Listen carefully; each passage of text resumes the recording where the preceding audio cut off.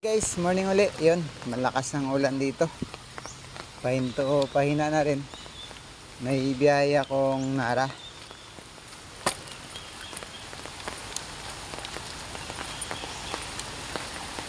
Ay, nagdala ang payong. Payong akong na-order sa TikTok. Buy one, take one yan. And guys, samahan niyo ako hanggang dito. Hey guys, morning uli. Oras ay 10:32. Ayun, pumupa na ng konti ang ulan. Ambon na lang. Dito na ako sa labas ng Dipo. Hi guys, kain. Loaded na yung truck. Kain lang ako kasi 12:10 na. Bago ako mag-gay ng nara. Walang white log, dalawa. Ayan. Samahan niyo ako magkain guys. Ayan guys, salamat ulit sa panonood. Magandang tanghali sa inyo lahat. Ayan guys, samahan niyo ako sa biyahe ko. Hanggang doon sa site. Oras ay 12:24.